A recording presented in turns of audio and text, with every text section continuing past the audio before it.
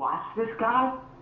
It left such a lasting impression in my head that I really wanted to meet him. And this has been a theme in my life. Like whenever I meet someone that intrigues me, that has some kind of superpower or whatever, I try to meet him. And this guy, from the minute I left the race, was someone that I wanted to meet. Wow, that's awesome.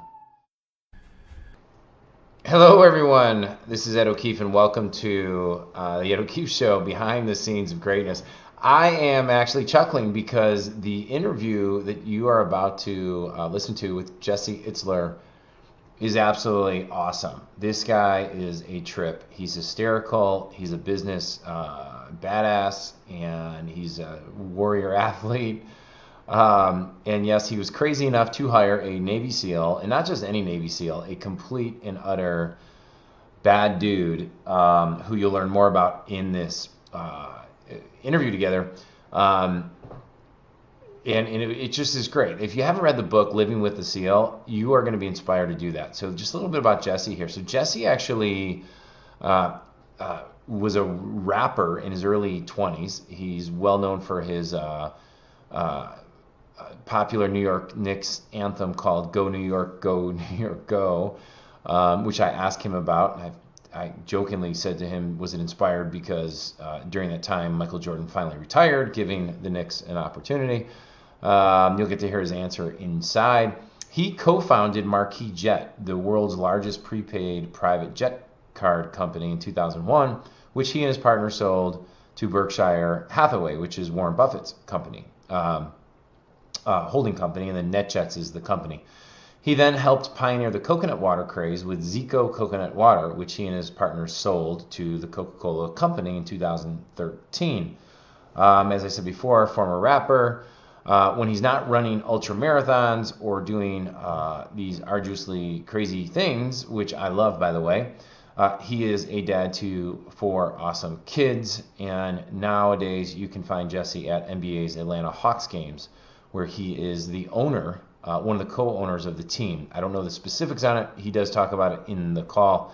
And he married the founder of the company called Spanx, which all women know about, Sara Blakely. So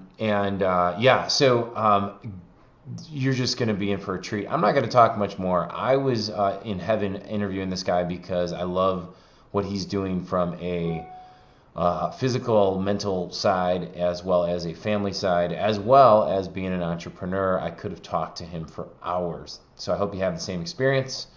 And let me introduce you to Mr. Jesse Itzler. All right, everybody. I am here with Jesse Itzler. How are you, my man? Good, Ed. How you doing, man? Did I pronounce your last name correctly?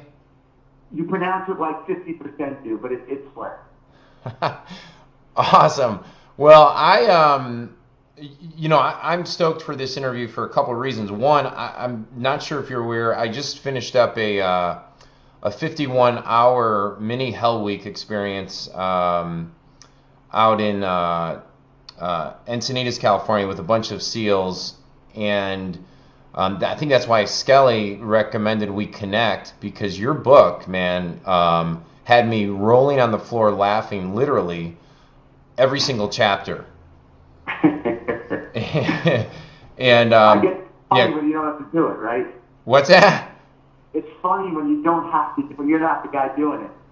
Oh, I mean, right from the get-go, your pull-up story was comical. Like, I'm thinking in my head, I'm like, yep, there you go. There you go. Number 2, I just want to say, as a family guy, I have 7 children. I see you just had your 4th. Is that correct? I did, yeah. 4th is under 6. Isn't that awesome, or what? It is. It's a lot of work, obviously, but it's unbelievable. Love it. And then, as an entrepreneur, I have a couple of businesses, and so as I'm reading this, I was like, who is this guy? I mean, you're just doing a lot of amazing things. So we're going to cover a lot of it. And I think in some ways, not to just really pat your back too much in the beginning, but just to say like you're like you're like kind of a mini superhero. So let's dive in, man, because this was awesome.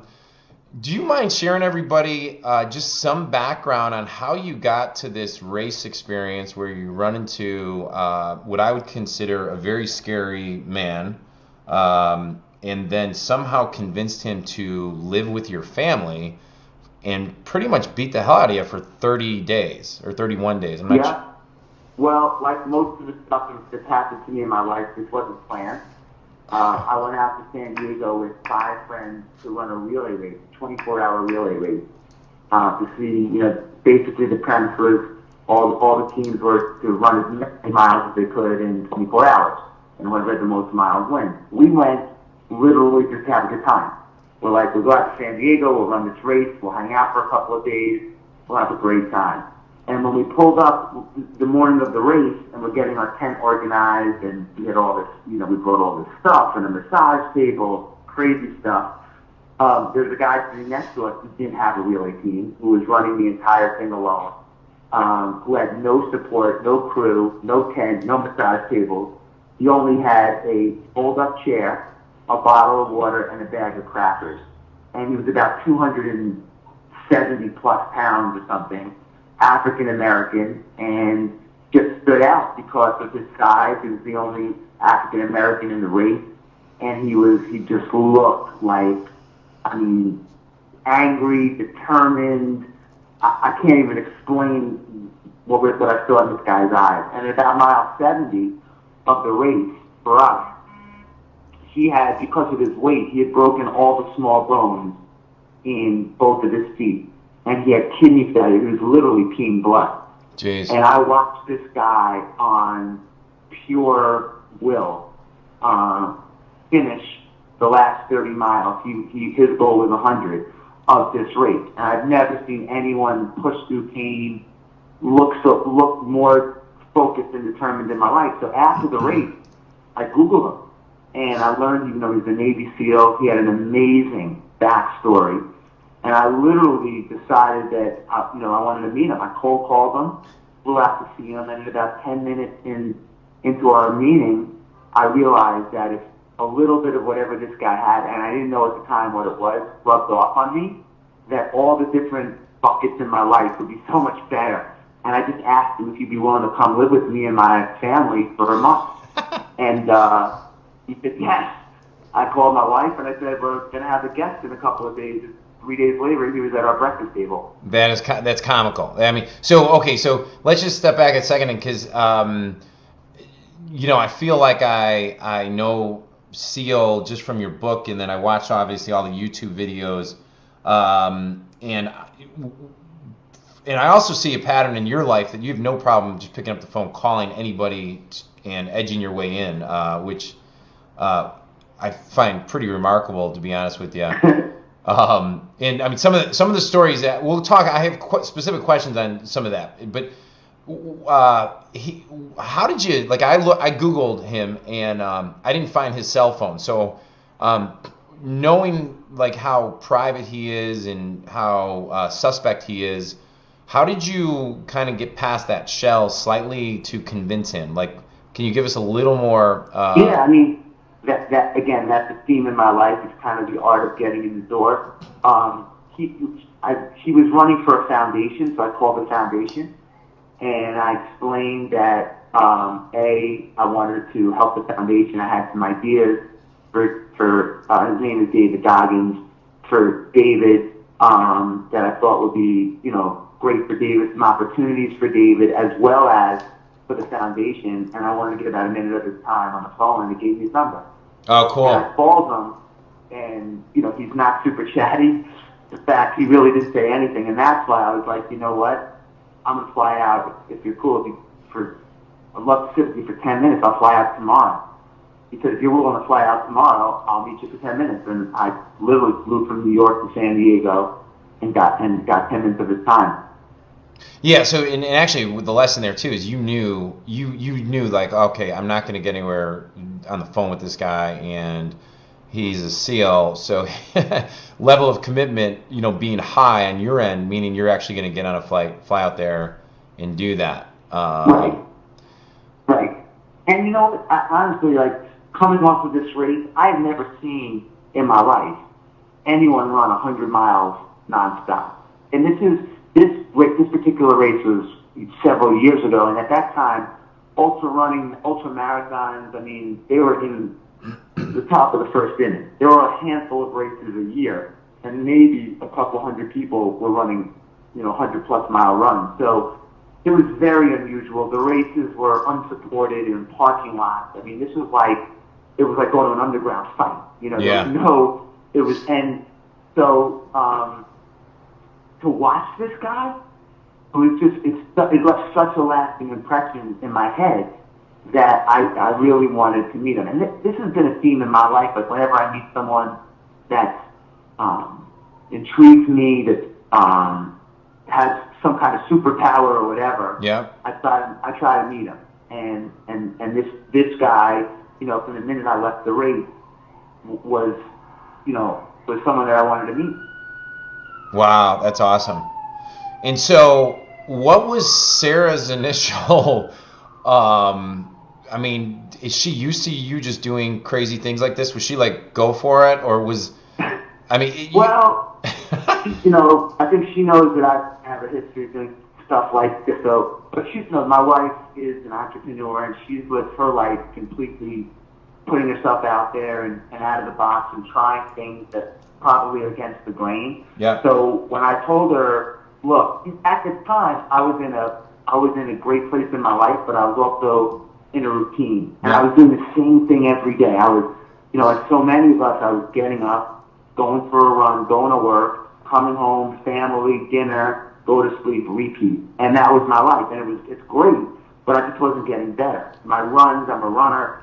I was running the same pace, the same route. My work, it was the same kind of thing. And I just wanted to mix it up. So when I told her that I was going to, that he was going to come move in, I explained that this was about getting in great shape, but this was really about making me look at things, business, personal life, all the buckets in my life completely differently. Like I wanted him to turn me upside down, and I wanted to get in great shape, but I wanted the psychological side of this amazingly disciplined, consistently disciplined Navy SEAL. Like, what makes a guy like this tick? How did he have the ability to finish this race through all that pain and challenge?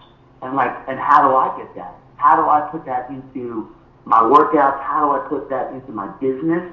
How do I put that into my relationship and my kids that require a lot of patience and a lot, you have so many different kids, so many different personalities. So the schedules are different. Like, how can I weave what this guy had into my DNA? So, so it would translate to all these different areas of my life. And that's when I explained that to her. She was like, "Get him here tomorrow." Well, that's awesome. That's really awesome. Yeah. So when he came to move in, was he as big of a hard ass as it feels and sounds like in the book? I mean, I actually toned it down in the book because I don't think people would believe it. This is a guy that broke the Guinness Book of World Records for the most pull-ups. He did 4,030 in 17 hours. Oh my God! And he failed the first 2 attempts that he did. One of them was on national TV. So his life has always been about picking himself back up, not being scared, taking an amazingly challenging task and trying to accomplish it. That's kind of how he lives his life. When he came into my house in New York City in a high-rise apartment with air conditioning and heat, it was a complete shake-up for him too. But he was a complete hard ass and a no-nonsense, don't be late. I'm not here to be your friend with his attitude. I'm here to get you in shape and make sure that every day sucks. Yeah. Basically. Yeah, and he probably saw too a pattern where Jesse. Well, I'll frame it and you just jump in wherever you want. Like, one of the things I loved about this story, and one of the reasons why I wanted to go do Kokoro camp, which is what Commander Divine calls his 51-hour camp, was because as you get older, especially if you're an entrepreneur, and if it's going well, you can really dictate and control everything in your life, with the exception of obviously now having kids. They have teachers and coaches, but outside of that, there's really no one telling me what to do. And so to have a guy come into your life, he probably saw like, okay, the first thing I'm going to do is just totally, I wanted to swear, just totally mess with Jesse's entire structure of the world. Like he's going to shatter it in some ways. Yeah, and that's what he did.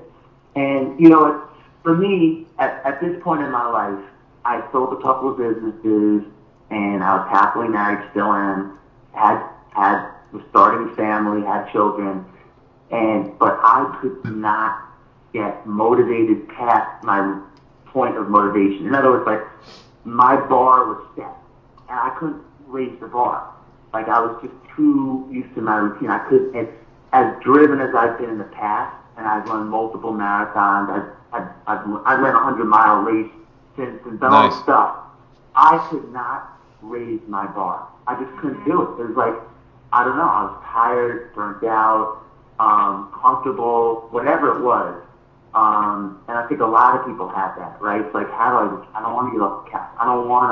I couldn't find the motivation that I had in the past. So I knew I had it in me, but I really needed him to bring it out. And, that required for me, and it doesn't have to be everyone, bringing in Navy SEAL. I know that's unrealistic. But for me, it was about changing my routine. It was about doing things that made me uncomfortable and getting comfortable doing it, and figuring out what was in my reserve tank to get better. Because only like when I tapped into him, he would push me so hard, and only when I went past the point, I dug into my reserve tank, did I get better, mentally, physically, and that's really what started to build a layer of mental toughness. Yep. That, again, in all the buckets of my life, that I needed. So let's go into. I only got there from him being tough on me and saying, no, this is what we're doing today. Like, we're not running now. We're running when the blizzard comes in 2 hours. We're not doing this. We're going to increase, all. And as usual, you read the book, but it just got wackier and wackier. Yeah, and it's that old age question, which is like, can you forge grit and can you forge mental toughness? And the fact of the matter is, I mean, you've proven that you can. You can take it to the next level. What? Yeah, I think everybody's born with some. Let's say the mental toughness scale is 1 to 10. Everybody is on the scale. You might be a 1, or you might be the toughest guy on the planet at a 10. But the only way to go from a 1 to a 2 or a 7 to an 8 is there's no, you can't read a book. You can't go and buy some kind of, the perfect push-up. You can't do any of that stuff. You have to do stuff that make you uncomfortable and keep doing it and keep doing it and inch your way up to the next level by doing things that you don't want to do. It's the only way to do it. There's no formula. There's no, you can listen to podcasts. You can do this. You have to go out there, because you can read a book and get inspired, and you can read a book and have to be motivated. But you know what? When you open up your front door today and it's 15 degrees outside, that motivation is going to go away pretty quick. So you got to go out there and do it. And once you do it, well, now your mental toughness meter's just gone up a little bit. And then you do it again tomorrow, it's gone up a little bit more. And as you do it and as you raise the bar, that bar can never go back down. Like, once you change your set point, it never goes back down. So that's what we were doing. And after, he delivered me for 31 days. After 14 days, it became infectious. I was like, let's go. God, I'm seeing results. I'm seeing my mind is changing. I'm accomplishing more. I'm becoming more efficient at work. Like, all these things started to, improve. And so I don't want it to end. Totally. Your physical forged more mental capacity or even awareness, It's like you write about it. Was it later in the book? And one of the questions I was going to ask was, where was that turning point where you're like, it doesn't matter what he frickin' throws at me, I'm game, and I know now that I can just keep grinding it out. Was that around the 14 day mark? Yeah, I don't think there was a specific thing. You know, as you know, the first day he came, we went and he wanted me to do pull-ups, and he wanted to gauge. 10 minutes into our journey, we went down to the gym, and he wanted to see how many pull-ups I could do, and I jump up the bar, and, you know, I do 8, and then he says, all right, take 30 seconds and do it again, and I do 6 or something, and he says, all right, wait 30 seconds and get back on the bar and try it again, and I do maybe 3 or 4, and I'm done. I'm cooked, my arms, I'm kicking to get over the bar, and then he says to me, all right, we're not leaving until you're going to do, until you do 100 more. And I said to him, like, I thought he was kidding. He doesn't kid. He doesn't joke. And he said, no, I'm going to prove to you right now that you are so much more, that you're capable of doing so much more. And he's like, and, you know, your brain just goes to know right away, but you can do it. And it doesn't matter how long it takes you. I'm going to prove. So I sat down there in the gym, and it took me a couple of hours, 2 hours or something, but I did these 100, one at a time. And what he showed to me there, and this is a theme throughout his entire stay, was that, and it goes back to reserve tank, that we're all capable of doing so much more. And his line was, when our brain says we're done, we're really only 40% done. Because, you know, we're trained, our brain tells us that the first sign of discomfort or pain to stop. That's our way of protecting ourselves, like, stop. But, and I love to use this example. Look at marathons in this country. There's 600,000 people run marathons in the United States, I think last year. In 2015, pretty close to 600,000 people ran a marathon or entered a marathon.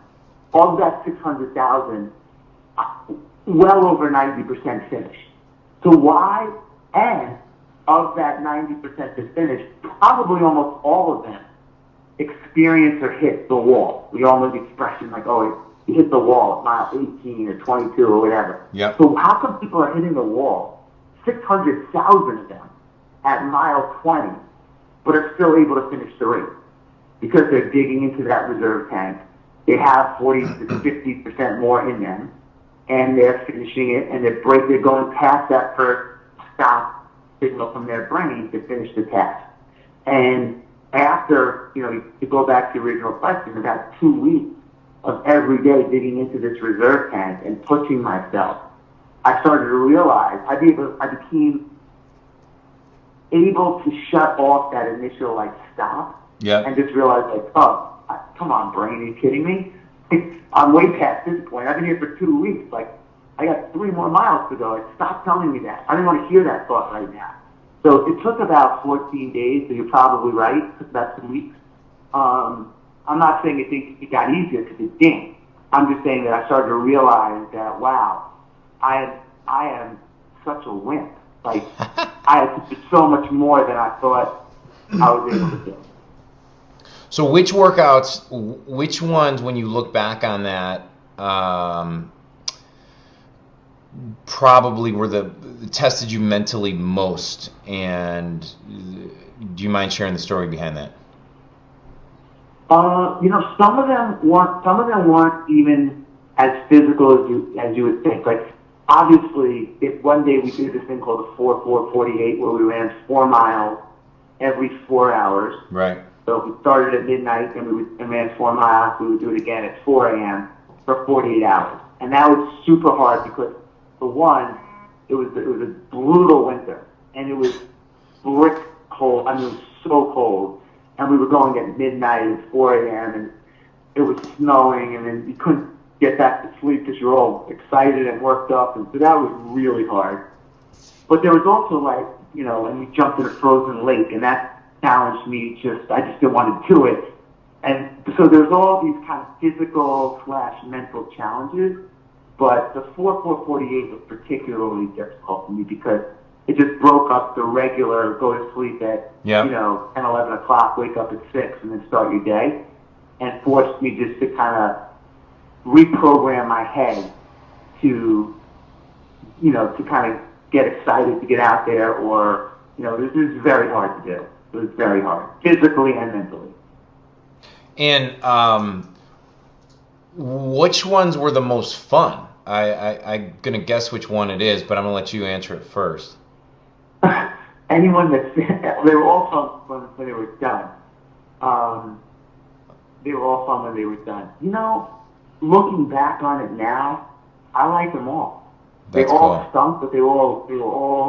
It was so unorthodox because usually you sit with a trainer, Yeah. or you read something, or you set up your own program, and there's a build-up. There was no build-up here. There was no we're going to ease into it. There was no easing. It was like, I'm here, we're going, we're starting today, and keep up, And that was really difficult because we just dove right into it. There was no take a day off and rest. Your shoulders hurt? I'm sorry. We'll take 2 days. No, it was like, your shoulders hurt? Great, meet me in an hour. We're going to go do shoulder exercises. So, but I don't know if I had a favorite. What were you I thought you were going to say, I could just picture, you guys were 14-year-old boys at I think it was at your lake, smashing the ice. And when you said something like Sara was on a conference call, you knew when it would be, so that's when you guys made your move. What I loved about that was, first of all, it was toward the end of his trip, of his jet. So I had already gone through, I knew I was going to complete this. I'd already, there's only a couple of days left. I always loved this whole polar plunge thing that people do on New Year's when they jump into the frozen Hudson or whatever here in New York. But what I loved about that was I lived on a lake in Connecticut. The lake was frozen. Kids were playing hockey. And he goes out, he grabs this boulder and starts slamming it in the middle of the ice to break a hole. Everybody stops. What is it? This guy, when he looks like the pictures you see now, he's 60 pounds lighter now. He looks like at that point he was 60 pounds heavier and heavier with muscle. And he's on the ice and he's yelling like he's in an old movie from the glass, and he's like, breaking the ice. The ice breaks. He celebrates like he just won the Super Bowl. He's going nuts. And then he jumps in. And then he's tells me to jump in. And I'm like, I'm not. He's like, and then, he's like, no, you're jumping in. And I jump in the ice. It is super shy, insanely cold, obviously. But then when I try to get out, he immediately stops me because my first thing is to put my hands on the ice. But you can't because if your cold, wet hands go on the ice, they'll stick to the ice. So I have to, I'm in there with my shoes on my hands, crawling on my clothing that I've taken off to land, and then we run up to the house. So, it was just unbelievable. But you know what? All these different things built mental toughness. Yeah. And they built, they took me from, I don't know what I was. I was probably maybe a 6, I don't know. And my 6 went up to a 7 or an 8. And now, when I didn't want to go running today because it's freezing here today, and it was dark, and I did the 2 o'clock feeding with my daughter. I did the 6 o'clock feeding, and I went to sleep at 1 o'clock. The last thing I wanted to do when I got up after I fed my daughter was go for a run. But I've notched my way up. Nice. And I looked at it differently. Yep. Love it. So deal making, I was the story about when you had a meeting with, it was a Kevin Garnett. Do I have that right? Yeah. And then, do you mind sharing how him and Seal bonded, and then what the end result of that meeting was? Yeah, I got involved with a company called ZICO Coconut Water early on. It was basically created a 3-way partnership with my company, which is called the 100 Mile Group, ZICO, which was maybe $4 or $5 million in sales at the time, which is nothing, very small in the beverage world, and Coca Cola. And we're maybe a year into the relationship. We're starting to get some real traction with the brand. We're in all the Whole Foods. We're growing fast. The category is going, and we want to bring some endorsers on, some partners, some investors. Garnett is the guy that's been the face of Gatorade for years. He is a big health and wellness guy, takes great care of his body, and I've heard that he likes coconut water. So we set up a meeting to go out. His contract with Gatorade is coming to an end, and he would be a perfect fit at this stage for our brand. It's kind of like someone's kind of left Gatorade or, graduated up to the new natural Gatorade kind of thing, and coconut water. This would be a really good fit, I think. But I don't know Garnett. So at the time, my deal with Steele was he shadows me everywhere I go. So I'm like, we have to go to Boston today. We're going to meet Garnett. So we get on a plane, go, and, when we walk into the meeting, I think Garnett's a little taken back because, well, who is this guy? First of all, who am I? Second of all, like, who is this guy with me that looks like a gladiator?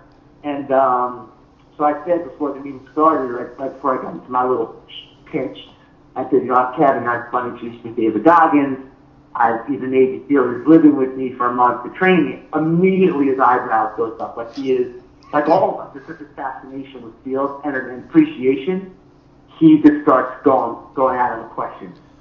How do you train? What do you do? And they start hitting it off, and then they're going back and forth. And literally 2 hours go by. I haven't said a word. They're having their training conversations, their SEAL stories. See that Goggins is asking him about basketball. He's asking Goggins about his long runs and all this stuff. And the meeting ends, and I said, well, what about ZICO? Like, we didn't get a chance to talk about what we're here talking about. And Garnett just looked at me and was like, man, whatever you guys do, I'm in. Wow. Yeah. You're smart, and there was another meeting you had later in the book, and I was trying to, was it with investors or was it with another? But anyhow, you said you're kind of nervous about the meeting, and all of a sudden something similar happened. Right. So no, I had he was like the magic closer. Yes. Because guys love to meet him, and I think they also looked at me differently, like, this particular meeting that you're talking about, he had me wear a weight vest when I walked to work, 50-pound weight vest. It was about a 10-minute walk from my apartment to work, but he would change the route and make it like 45 minutes, and I put this huge weight vest on, which was like carrying 3 of my kids. Yeah. And we walk, and then I had a meeting, so I walk into the meeting, I'm wearing this vest. I look like I'm going to blow up the building, and he looks like he's going to blow up the building, and these 4 guys are dressed in fancy suits, and a friend of mine set up this meeting because he thought that my company would be a good fit for this particular group of guys. And anyway, same kind of thing. I said, guys, I'm sorry, I didn't mean to throw this at you last second, but I have a friend of mine who's staying with me. He's training me. He's a Navy SEAL, and same exact thing. I mean, these guys start firing away, and they said, hey, Jess, at the end of the meeting, look, any idea that you have, we'd love to get. I didn't know what they did. I didn't know what these guys do for a living. They're like, anything you guys want to do, we're in. Just let us know. We want the first look. So it became. I said, you know what? I gotta fill my calendar with more meetings. Totally. Oh, that's. I was like laughing hysterically, and I'm sitting there. You know what? I walked away. I'm like, all right, who do I need to have a relationship with, and then what pro athletes do they want to meet that I actually have sort of relationships with? It's kind of like, you hire these guys to endorse your products, but you should have like the surprise component actually seems to be pretty darn effective as well. So that was awesome. It worked the other way too, because all of my wife's friends would come over. Like all of a sudden, people wanted to borrow milk. People were coming. They were creating excuses to come to our house. Women, to look at this guy. There's just such a physically impressive guy. Yeah. That, on the other side of it was we started having all this house company that we never had before. That's where you became famous. You had friends. Yeah. It's funny. My wife and I always joke about how when we lived on the north side of Chicago, we had all these friends, and then all of a sudden we had our first daughter, Grace, and they all stopped by one time, and then they never showed back up, and then we had to move back to the old neighborhood where we live now, and then we had friends again because they all had kids, so it was just comical on that side. Yeah. So, all right. So the Skinhead story sounds way too good to be true. So I just gotta let you share this because I was laughing hysterically and I was able to picture it. And it's sort of one of those stories where I almost was like, I'm surprised they even shared it after you did. Do you mind sharing it in your own words and how it kind of went down?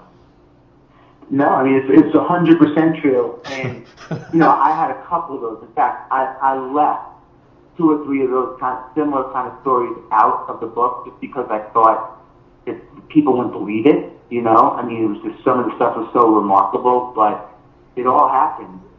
We were in Georgia, where I live now, visiting a house that we were building at the time.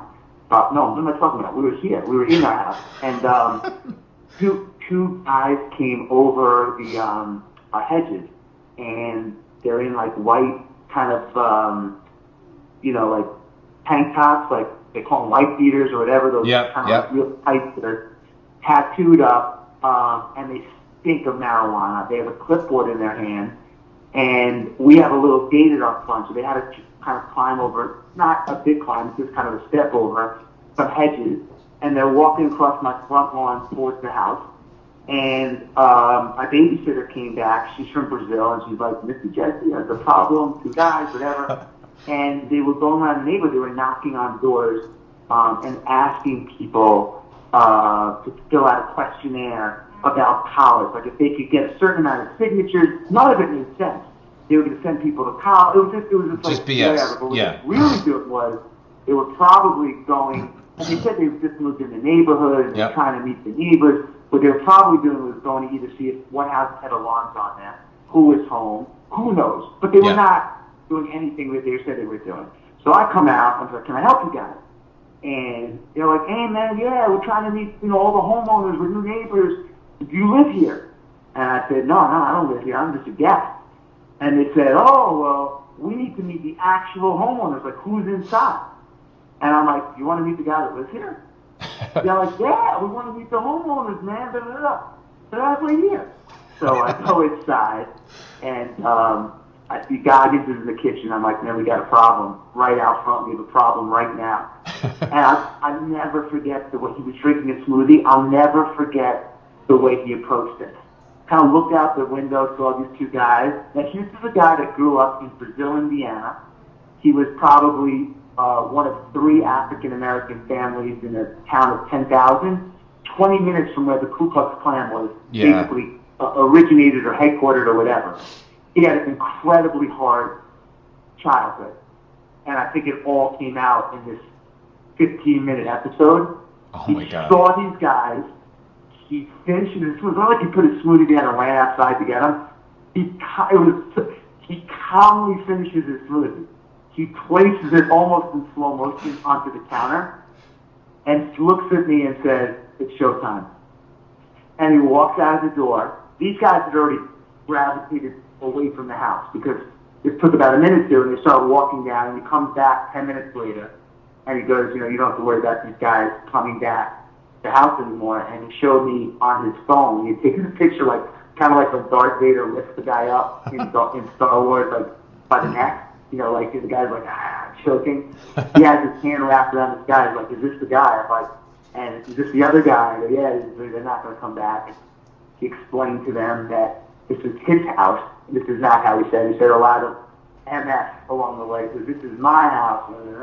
And he explained to them he doesn't like people trespassing on his property. And that was that. Wow. I can tell you, Ed, if this guy grabbed you by the neck with a level 10 anger and put his nose 1 inch from your nose and explained to them that they had violated his personal property, and you would never go anywhere near the lawn. Wow. You think about like his operating model, and too, like David, like his operating, like you shared a little bit about his background there in what he went through as a child, but even then through his training and what he probably has experienced, his operating model of the world when he says it's game time, just I would not want to be anywhere near the receiving end of that. It's really you know what was funny was I had a friend who it's not like who is a Lloyd Irvin, super high level martial artist, black dude, one of the baddest guys I've ever met.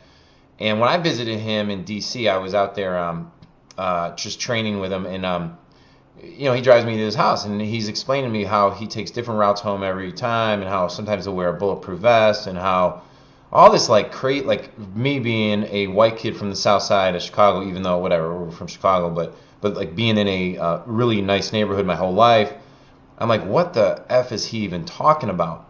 Craziest thing ever was with 30 days later, he had a home invasion. And no way. Yeah, I'll send you the video. I had one of our seminars, and I let everybody go grab a drink, and then we came back, and Lloyd was in the front of the stage. I was just asking him questions about how does he create world champions. Well, I don't know if the tequila got in him or whatever, but he like went in depth of like every single step that happened in his house and how he disarmed the guys, blah blah blah blah. But it was like when you were explaining how David went up to your lake house with your driver. Yeah.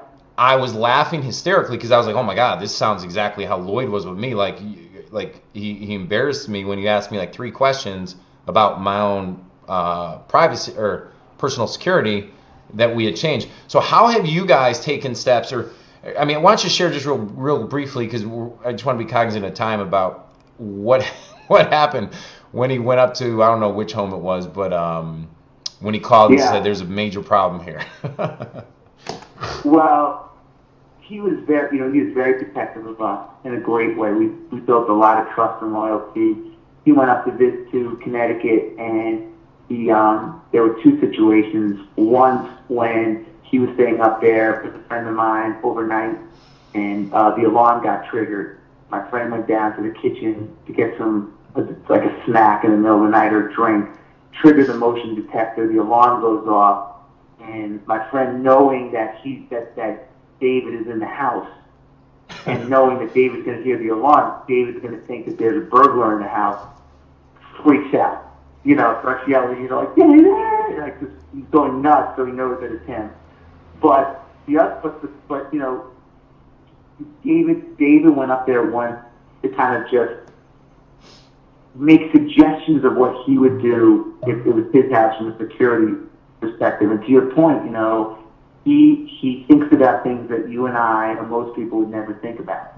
When he looks at the house, he immediately can identify where someone would come in through, where the vulnerabilities are, what the escape route would be, and he makes all kinds of suggestions.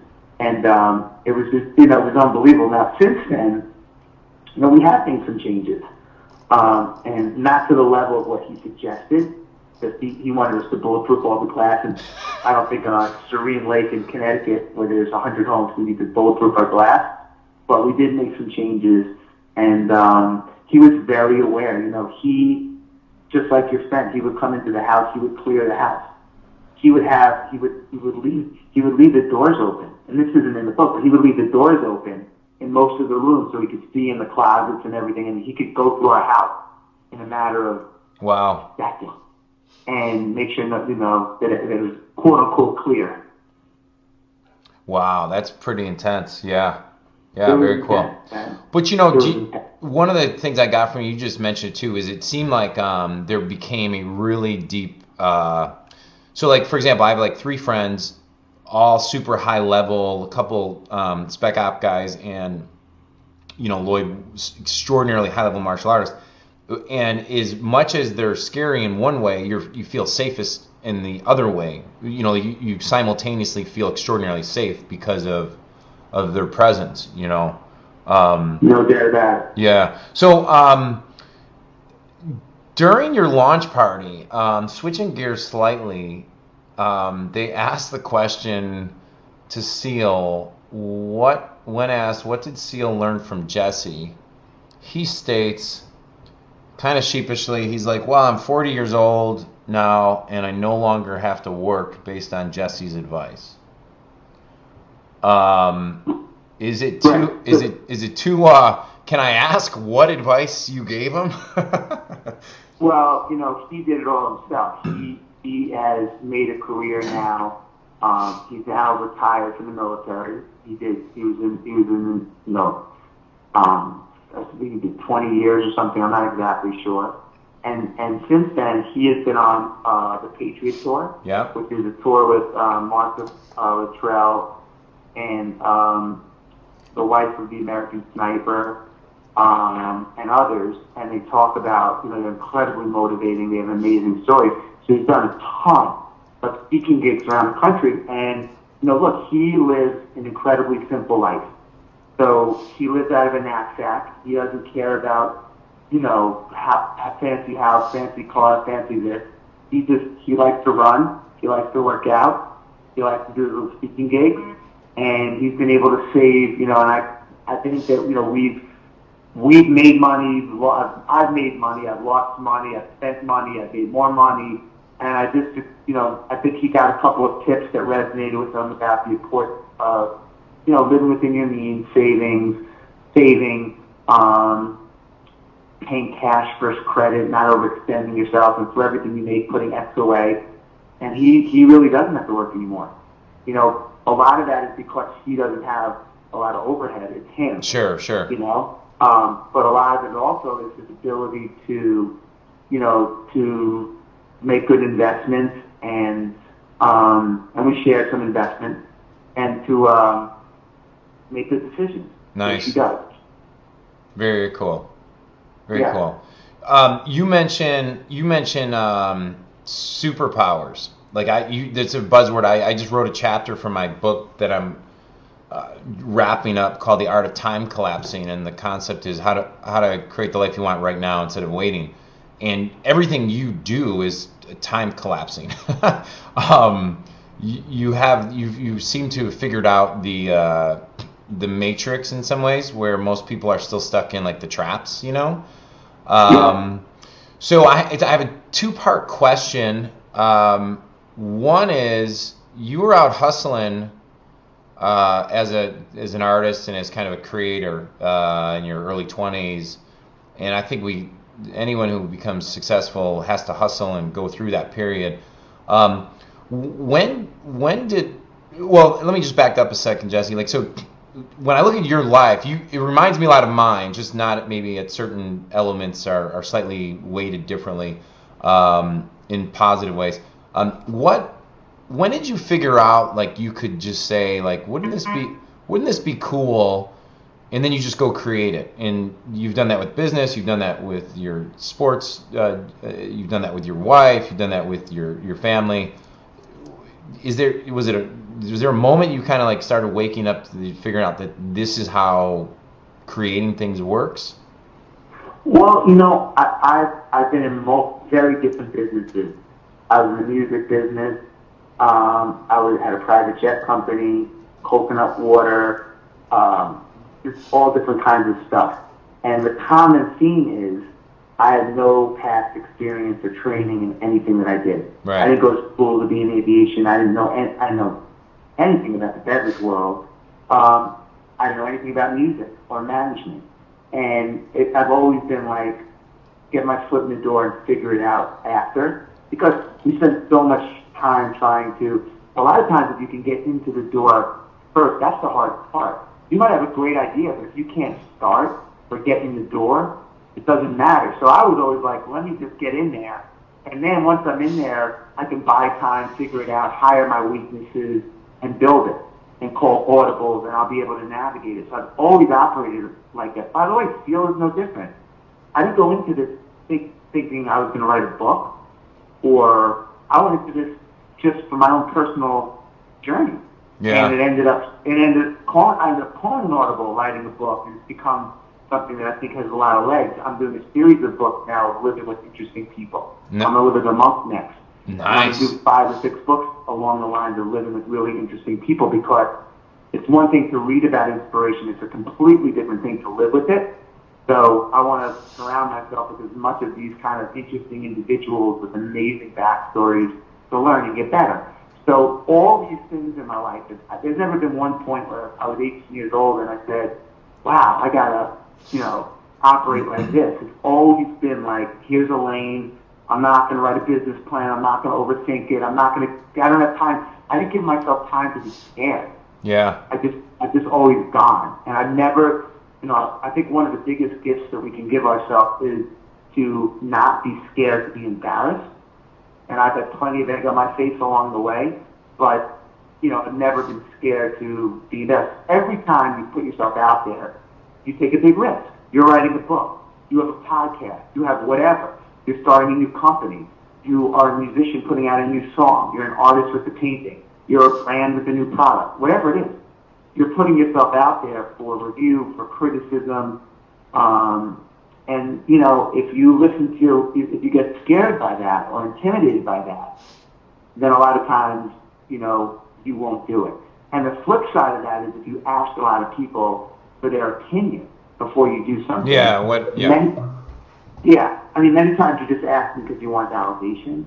And you're either going to get validation, well, why do you really need validation for yourself? Or you're going to get, oh, if it's a good idea, then the big guys would have done it or someone else would have done it. And then that might discourage you. So I've always been like, man, this feels right in my gut. Yeah, let the market decide. Yeah.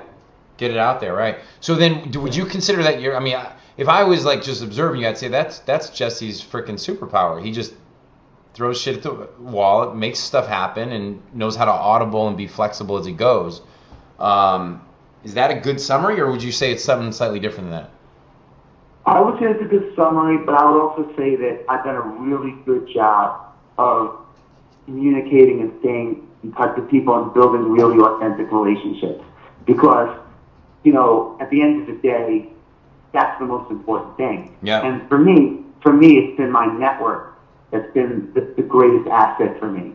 And that network has been built on years of staying in touch with people that I care about or have a connection with. Ed, I'm going to stay in touch with you, man. You never know. Yeah. And that's really been a big part of my ability to do stuff. You start Marquis Jet. Now you have a product that you can sell for $100,000 to $250,000 per jet card. Having that network of Wall Street guys was critical, and I built that. I built that network from staying in touch with guys that made, $50,000, then $100,000, then $250,000, then $5 million that could afford the product, and not knowing that they were going to be when they were $50,000 guys, they were going to be $5 million guys. Just connecting with them, staying in touch, writing personal cards, and really investing a lot of my time in that. It's been a really valuable thing, and anyone can do it. So you said it before. Are you still doing like 50 personal cards a week, or was it? I don't do as many, but I used to write handwritten notes all the time and mail them out 10 a day, 3,000 a year, and I would just send them out to people. But yeah, I spent a lot of my 20s going out and being connected and connecting dots. I remember, Ed, I was always the guy that if someone asked me, you did the Knicks song. I wrote the theme song for the Knicks when I was 22. It was a big deal in New York. Yeah. And people thought that because I wrote the theme song, I could get tickets or I could do anything. Because I had all these connections with the Knicks. I had no connections. They paid me a check. I actually lost money on the deal after I paid the studio and my producer. But everybody thought. And whenever they would call, I would get a ticket. Even if I had to pay for it, I would always be the guy that would never say no. So I became the guy that people thought was, and I was, but also I helped that perception become reality because I would never let anyone down. Yeah. I would buy the tickets myself before I'd say, no, I can't get them. Yeah, you created, you manufactured it, even if it wasn't, you made it reality, right? So that's awesome. I manufactured it until it ultimately became reality. Yeah. So I had a side question on that, which was, I almost forgot to ask you. It was that the song "Go New York, Go New York, Go." Was that inspired? Since I'm a Chicago guy, I have to ask this question. Was that inspired because Jordan retired that year and it came out and you guys finally had a chance? No. So it came out actually before Did it? a year before he was. When did Jordan retire? In 93, and then he came back, I think, a year and a half later on the strike came out. So I think it came out maybe the year of or the year before. No, it was inspired by the fact. It was inspired by being a fan and just being aware of the fact that the NBA experience was changing.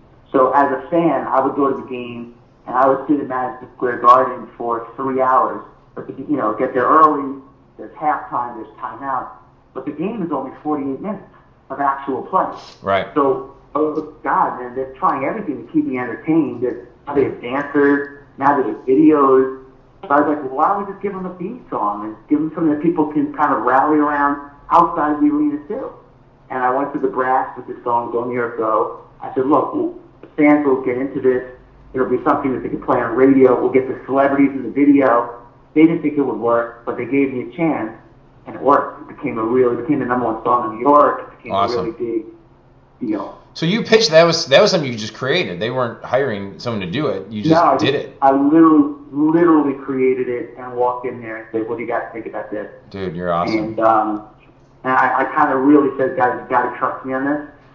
I'm 22 years old. I'm in the mix. I'm a sports fan. I'm a music fan. You guys are, with all due respect, 45 and 50-year-old executives. I didn't say it like this, but the reality was they had to have a layer of trust in someone that was a little bit more connected to the youth at the time. This was 20-something years ago.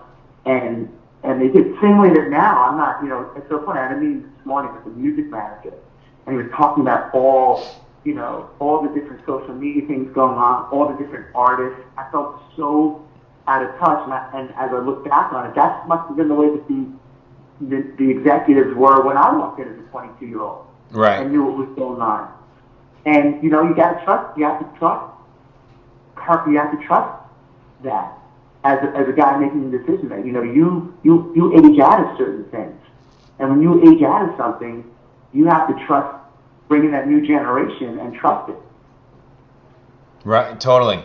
You kind of did that with Marquis Jets too. Like you kind of you perceived something that they weren't seeing. Absolutely. Yeah. So man, that's dude. I could ask you questions all day, but I want to respect our time. I have like two rapid fire questions. That a guy who works in my office, big sports marketing fan, asked me to ask you. And what influence, if any, has NBA owner entrepreneur Mark Cuban had on you? Say it again. I'm sorry. What influence, if any, has NBA owner and entrepreneur Mark Cuban had on you?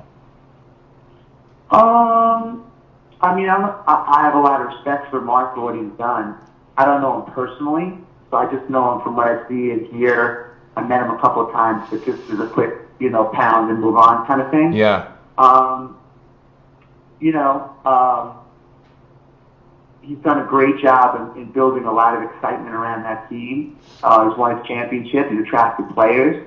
So I have a lot of respect for him in that regard. But I haven't met him. I don't know enough about him personally to really comment on it yet. So then how do you become the owner? How does one become the part owner of the NBA's Atlanta Hawks? Well, I'm a huge basketball fan. I'm a season ticket holder. I live in Atlanta. And I'm friendly with a lot of the players. So when the team was up for sale, I knew that was something that I wanted to get involved with. My wife, her business was birthed here. She's been here for 15 years. And we just felt like we wanted to support the city. And if there was an opportunity for us to be involved, we wanted to explore it. And it ended up working out. And it ended up being a thing where I feel like, we're new to this. We're, 6 months in. But I think that we'll really be able to help on the community side and bring some excitement to some of the things in the arena with the team. I love it.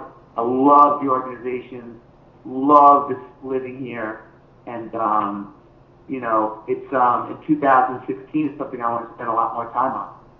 Fantastic. And couple last quick bullet points. Hell on the Hill is something you created. And are you planning 2016 Hell on the Hill fundraiser? Yeah. So every year for the last 6 or 7 years, I've done some kind of 100-mile race or event to raise money for charity. One year I ran 100 miles myself. The next year I did a 100-mile bike ride with 100 people to the Hamptons. Then I did it from the city. Then I did 100-mile spin-a-thon, all this stuff. But recently I changed it to 100 hill runs. I live on a big 70-yard, 30-plus grade hill, super steep and super slippery. And we run 100 of them, which is about 8.5 miles. And while 8.5 miles for a lot of people is a long distance, for other people it's not a long distance, this particular terrain makes it really, really hard. It's really hard. And we've done it the last 2 years. I do it in my backyard. And it's great. Something now it's kind of grown so much that I'm thinking about, I own the trademark Hell on the Hill. I'm thinking about maybe turning into a little bit of a race series, because not at my house, but just taking it a little wider. Yep. Because the demand, people from all over have been flying in. I mean, I could honestly have probably 1,000 people if I opened it up this year. I don't have that kind of house, but that's why I think maybe to take it out a little bit and do something wider. But it's a lot of fun. And you can see some of the video highlights of it at Hell on the Hill on Instagram. It's pretty cool. Yeah, it's pretty awesome. It makes me want to go do it. Totally, bro. Well, you gotta never open in by that. Oh, thanks. I will take you up on it. And it actually inspired me, because I was like, locally, I'm like, for my birthday, we threw a big party in my backyard. And I'm like, I want to do like a 4-hour grueling something in the neighborhood challenge that is for, because it's just, I enjoy the suck part. Like, I enjoy going past that, timeline where, you just got to allow that space to, you just got to go somewhere else. And it just, that's the stuff, that us non-pro athletes who weren't born with, 6'8", jumping 45 inches, that just, we might not be able to do that, but we could go somewhere deeper inside ourselves. And I'm always trying to create. This year I'm running 2,016 miles for 2016, and I'm always trying to create. Like, it's so hard every day. I'm 47. I've been running for years, decades. It's so hard to keep it up. You have to, for me, I have to create some kind of game, challenge, put a race on the calendar so I can look ahead at something and look forward to something. So this year I'm going to run 2,060 miles, which is funny because it's only 5.5 a day. It's still a lot of miles, but go ahead and miss 3 days.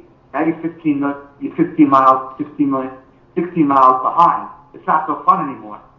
And but that's been a fun thing to look every day. It's only been a couple of days here, but that's been a fun thing. And then we created this thing called the 2016 of everything. Yeah. I'm doing on Instagram, which is basically challenging people to do 2016 of 5 movements, which burpees, push-ups, sit-ups, dips, and squats in 31 days. So that's got a lot of momentum to it. Because I'm doing that with you, and I was like, man, this is awesome, because the fact of the matter is, all these people are gonna like ruin all their diets because they're gonna start for 3 days and suck, and then they're gonna be back doing what they normally do. With those 5 body movements, man, you can like literally reshape your whole body by just doing that. I did it. I thought it was. I'm like, this is gonna be so easy. And you want to create a balance so it's hard enough for people, it's challenging enough for some, but you want people to be able to. I did it today, so I'm just gonna do 65 a day. That's like I'll do 65 a day. I'll be done in 31 days. But you go and you do 65 burpees and 65 push-ups and 65 sit-ups and 65 dips and 65 squats.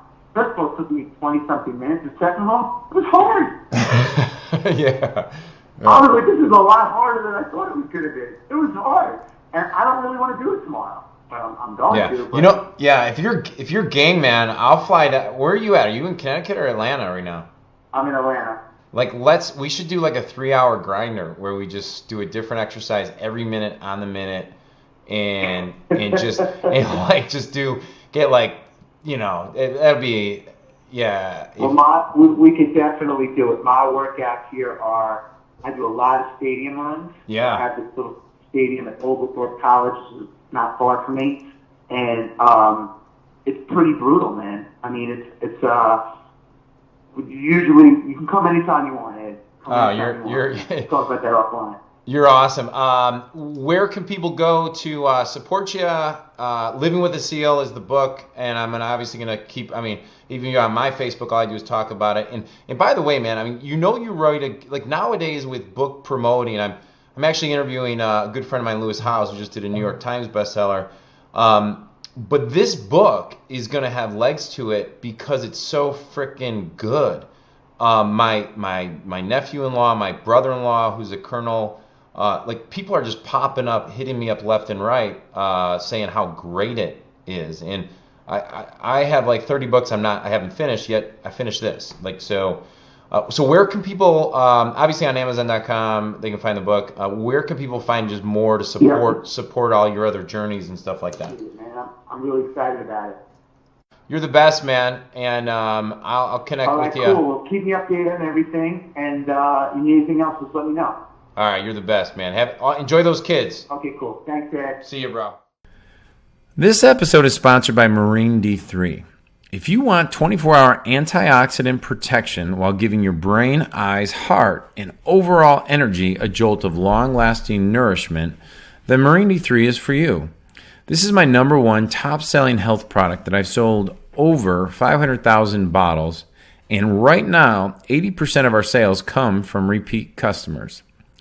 Marine D3 can flood your cells with an abundance of new antioxidants and nutrients that fights and repairs damage done to the cells during exercise, everyday living, and the natural breakdown that occurs as we age. After 15 years of research and over $39 million spent on clinical studies, a renowned biochemist has found one of the world's greatest antioxidants. It's called CNLP, hiding deep below the ocean surface. I took CNLP, combined it with a little-known omega-3 called calamine, as well as vitamin D3, so that you can get maximum benefit all in one supplement. I'd like to give you the first bottle absolutely free. I just ask that you pay shipping and handling. At EdO'KeefeShow.com/free bottle, I'll have a mini presentation that will share more about the supplement and why people are raving about it. Most importantly, it'll show you exactly how you can get it shipped out to you today, just for shipping and handling. This episode is brought to you by Dormant Forces Insider. If you would like monthly big business breakthroughs, insider marketing strategies that actually work, and mindset secrets of multimillionaires sent directly to your door so you can have them in your hands and you can apply them, then this is for you. Now, you can test drive my Dormant Forces Insider Silver membership for just 1 month free. If you love it, we know you'll stay with it and let it keep you in the loop of what's working inside my businesses and the other dozens and dozens of businesses that I mentor. Why would you go at it all on your own when you can use other people's experience than just replicate what works? Anyhow, right now you can test drive the membership for just $1 plus a few bucks shipping and handling by going to EdO'KeefeShow.com/dormant forces. That's EdO'KeefeShow.com/dormant forces.